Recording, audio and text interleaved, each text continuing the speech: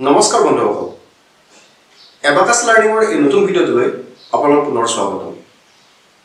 এই ভিডিঅ'টোত আমি এবাকাছ টুলছ ব্যৱহাৰ কৰি কেনেকৈ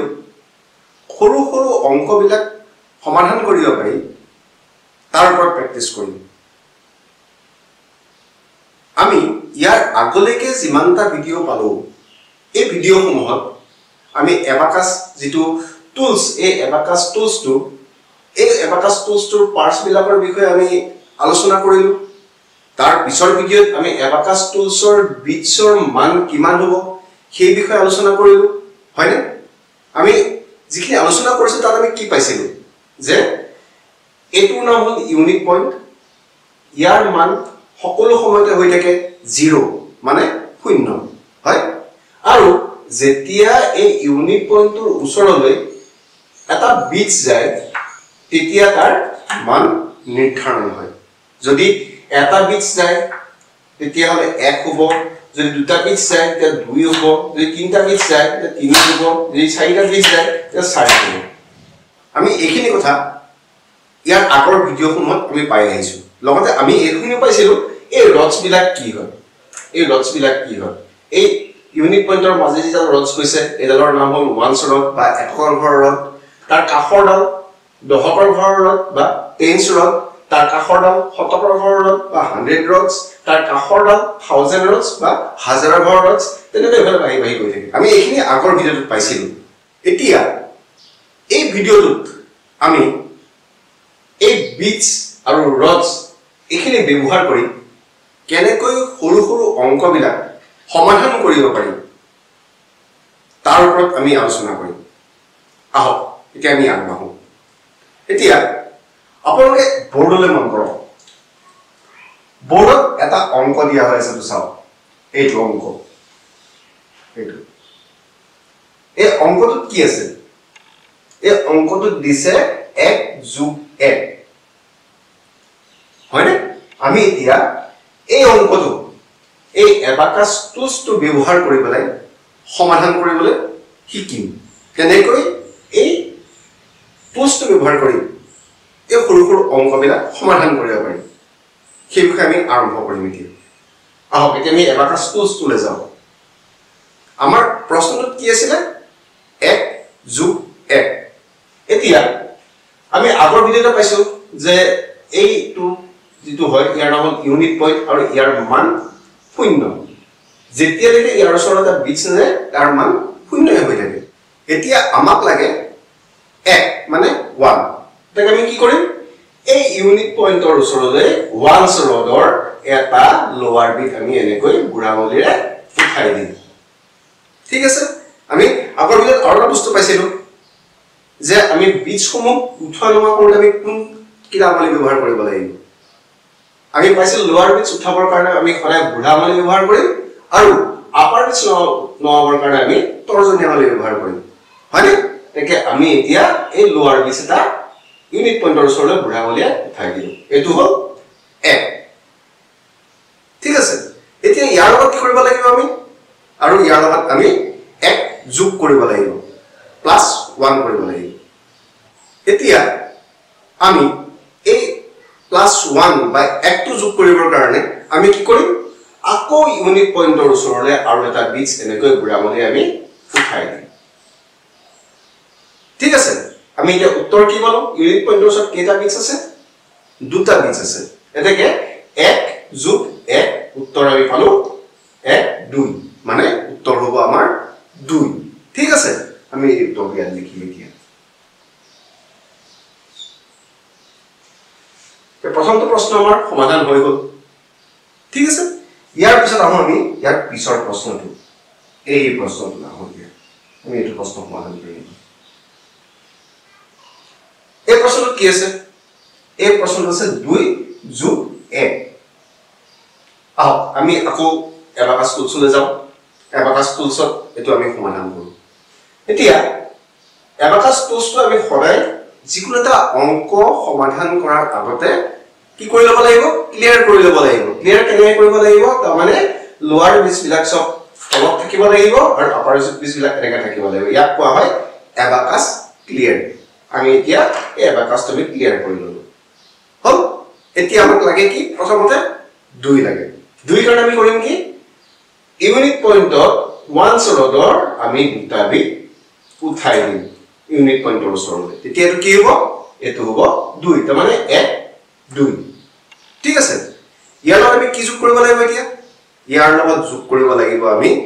1 এটাকে 1 টো যোগ কৰিবৰ কাৰণে আমি কৰিম কি আমি আকৌ এই ইউনিট পইণ্টৰ ওচৰলৈ 1 ৰডৰ আৰু এটা বিট এনেকৈ উঠাই দিম ঠিক আছে এতিয়া ইউনিট পইণ্টৰ ওচৰত আমাৰ বিট কেটা হ'ল আমি কেটা বিট পালো 1 2 3 তাৰ মানে আমাৰ উত্তৰ হ'ব 3 মানে 2 যোগ 1 সমান 3 আমি এবাকাস টুলস ব্যৱহাৰ কৰি উত্তৰ পালো 3 ঠিক আছে ঠিক আমি ইয়াত উত্তৰটো লিখিম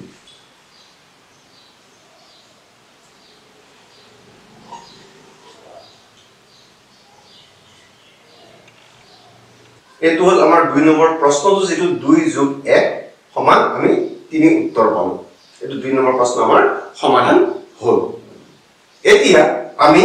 ইয়াৰ পিছৰ প্ৰশ্নটোলৈ যাও পিছৰ প্ৰশ্নটো কি আছে চাওকচোন পিছৰ প্ৰশ্নটো আছে 3 যোগ 1 মানে 3 প্লাস 1 এতিয়া এটো আমি আকৌ এবাকাস টুলছত সমাধান কৰিব হ'ব আমি প্ৰথমে কৰিম কি আগতে কৈছো আমি প্ৰথম কৰিব লাগিব এবাকাস ক্লিয়াৰ কৰিবৰ কাৰণে আমি এই তলৰ বিটবিলাক তললৈ আনিব লাগিব আৰু আপাৰ বিট যদি আছে আপাৰলৈ লৈ যাব লাগিব তাৰ মানে এই বিন্দালৰ ওচৰলৈ কোনো বিট থাকিব নোৱাৰিব ইয়াক কোৱা হয় এবাকাস ক্লিয়াৰ আমি ক্লিয়াৰ কৰি ললো এতিয়া আমি প্ৰশ্নটো কৰো আমাক প্ৰথমতে কি লাগিব আমাক প্ৰথমতে লাগিব 3 কাৰণে আমি কৰিম কি ইউনিট পইণ্টৰ মান 0 লৈকে ইউনিট পইণ্টৰ ওচৰলৈ 1 ৰডৰ তাৰ মানে এককৰ ঘৰৰ ৰডডালৰ পৰা আমি তিনটা বিট এনেকৈ উঠাই দিম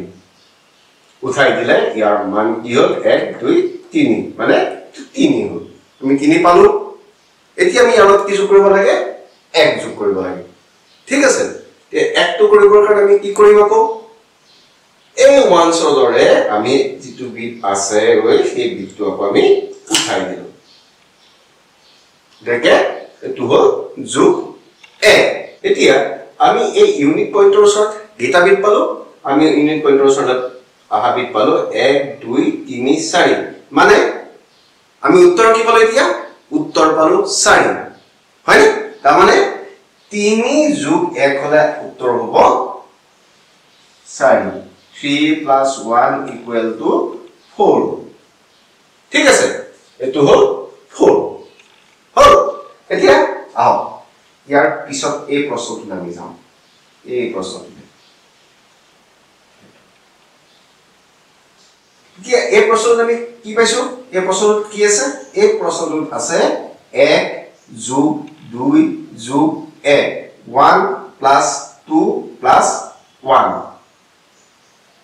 ঠিক আছে এতিয়া এই প্ৰশ্নটো আমি আকৌ এতিয়া এবাকাস টুলছত আমি সমাধান কৰিম এতিয়া আমি প্ৰথমতে কি কৰিব লাগিব প্ৰতিবাৰ কৰাৰ নিচিনাকৈ আমি কৰিব লাগিব এবাৰ আকৌ কৰিব লাগিব আমাৰ এবাকাস টুলস ক্লিয়াৰ কৰিব লাগিব এটো এবাকাস টুলস আমি ক্লিয়াৰ কৰিলো এতিয়া আমাৰ প্ৰশ্নটো কৰো প্ৰশ্নটো প্ৰথমতে কি আছে প্ৰথমতে আমাক কি লাগিব 1 লাগিব যেতিয়া আমি কৰিম কি বিটস উঠাই দিলো 1 হল এতিয়া আমাক কি লাগিব প্লাস 2 মানে যোগ 2 কাৰণে আমি কি কৰিম আকৌ ইউনিট পইণ্টৰ ওচৰলৈ আমি দুটা বিটস এনেকে উঠাই দিলো এটা কিমান হল 2 1 যোগ 2 হল ইয়াৰ পিছত আমি আৰু কি যোগ কৰিব লাগিব আৰু যোগ কৰিব লাগিব 1 মানে 1 মানে যোগ 1 কৰিব লাগিব এতিয়া যোগ 1 কৰিব কাৰণে আমি কি কৰিম আকৌ ইউনিট পইণ্টৰ ওচৰলৈ এই বিটসটো আমি আকৌ উঠাই দিলো হল নে এতিয়া উত্তৰ আমি কি পালো 1 যোগ 2 যোগ 1 হৈ গল তে ইউনিট পইণ্টৰ ওচৰত আমাৰ কেটা বিট আছে এতিয়া